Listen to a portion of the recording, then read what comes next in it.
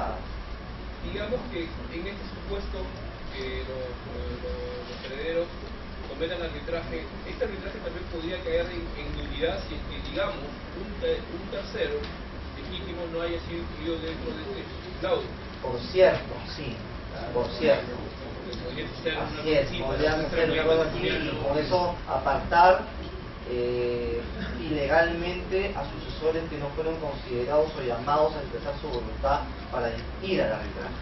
Sí. Por eso les digo, es una figura que existe en la ley, pero es muy raro que suceda, es muy raro, no es común. Pero es permitido. Es permitido. Yo lo que he visto es un solo caso de arbitraje sucesorio, pero la cláusula estaba plasmada en el testamento del causante. Muy bien, señores. Siguiente. Para ir terminando el tema del convenio arbitral y pasar muy rápidamente a la parte final, que son los mecanismos de protección del convenio. Decir o recapitular algunas ideas centrales sobre las características de la cláusula de convenio arbitral. Primera idea, libertad de regulación.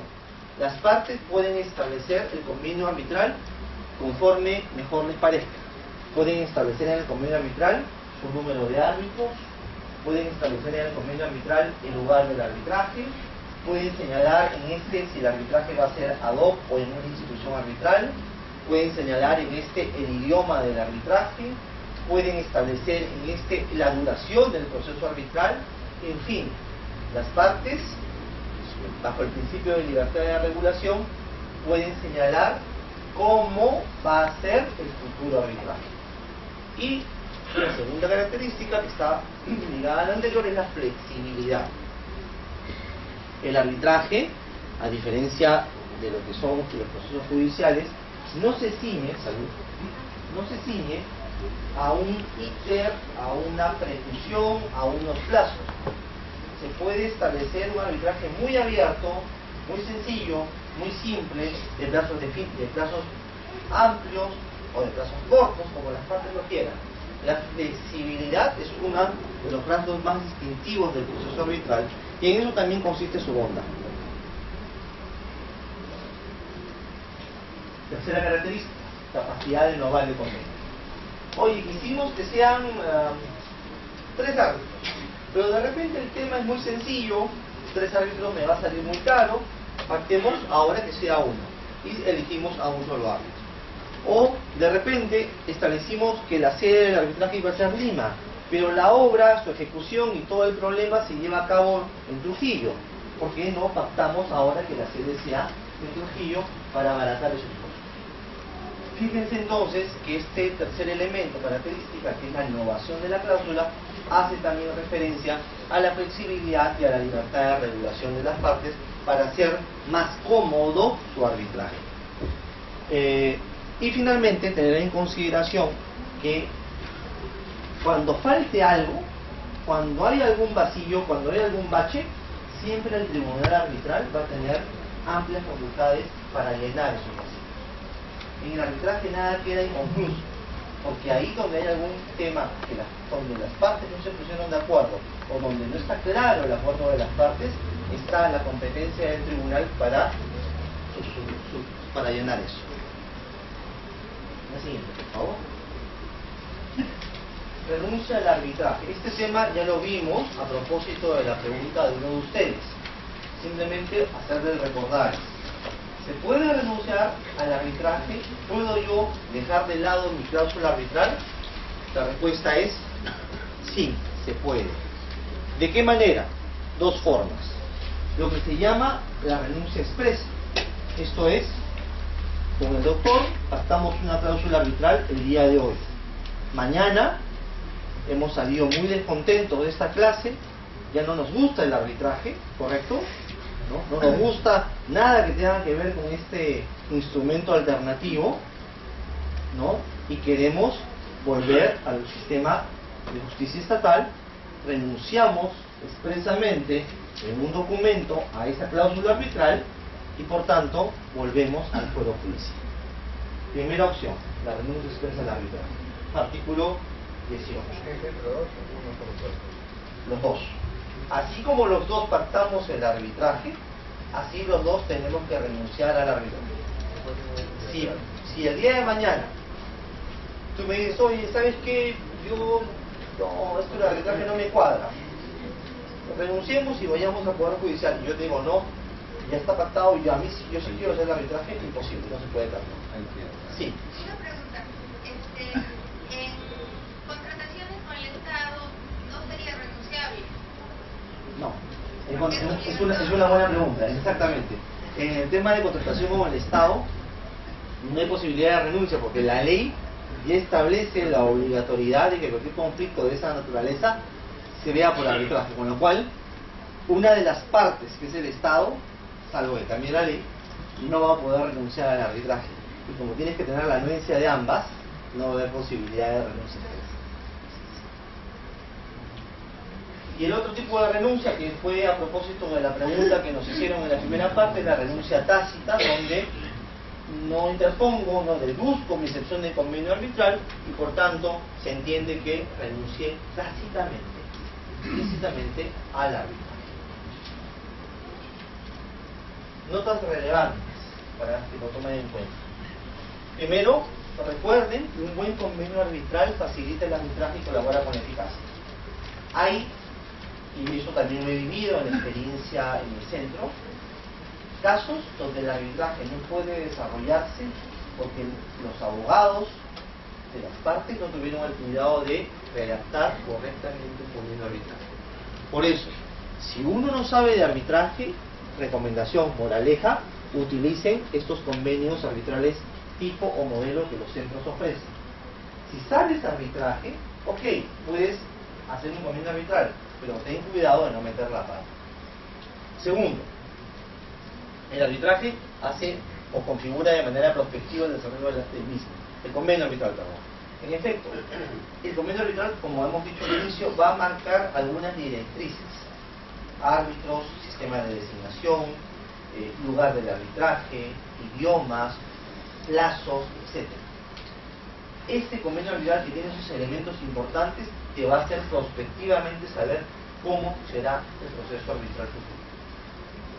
Acuérdese también, es otra nota relevante, que surgido el conflicto es muy complicado celebrar o renovar un convenio arbitral. Es decir, es mejor hacer un convenio arbitral ex ante el conflicto y hacerlo bien, que tratar luego del conflicto de sentarme en la mesa con el que ya no puedo tener una buena relación, para en este momento ponernos de acuerdo, celebrar un convenio arbitral y establecer sus características.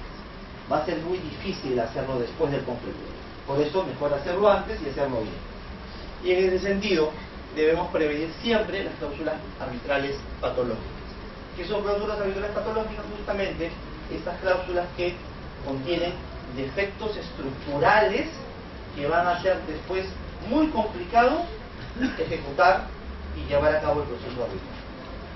Entonces, siempre se recomienda, sobre todo a ustedes, a los abogados, que cuando pactemos un contrato y pongamos una cláusula arbitral, tengamos la meticulosidad y el cuidado de redactar esa cláusula de manera tal que después no sea un boomerang y nos termine cayendo en la cosa. Eso es importante. Hasta aquí, por favor, alguna pregunta, alguna duda. ¿Todo está claro?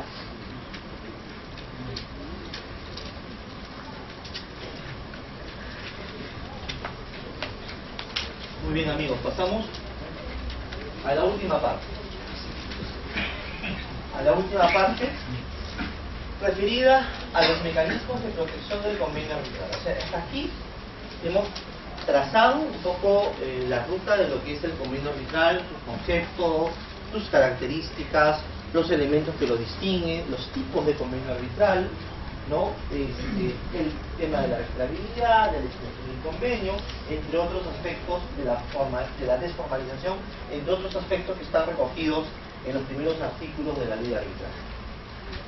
Quiero ahora tratar con ustedes tres mecanismos, siguiente por favor, que están ligados a lo que es la protección del convenio. Es decir, ¿qué nos brinda la ley de arbitraje para asegurar la debida ejecución del convenio arbitral? Y ahí, amigos, hay tres elementos o tres mecanismos que la ley nos ofrece. El primer mecanismo es el principio competence, que seguramente lo han escuchado y lo van a escuchar a lo largo del curso porque es uno de los principios fundamentales del arbitraje. El competence en puridad es una facultad que se da, que la ley le otorga a los árbitros para pronunciarse acerca de su propia competencia. Esto es, cualquier discusión que surja de manera preliminar respecto a si el árbitro es o no competente para conocer el conflicto, lo va a resolver no un juez, sino el mismo árbitro, incluso cuestionado por una parte. Esto va a implicar, como ven ahí en la diapositiva, señores, dos cosas. Primero, o tres cosas. Primero, que cualquier excepción de incompetencia contra el árbitro sea resuelta por el propio árbitro. Y eso es definitivo. Segundo, también va a implicar que cualquier cuestionamiento sobre la inexistencia, nulidad, anulabilidad, invalidez o ineficacia del convenio arbitral también sea resuelta por el árbitro.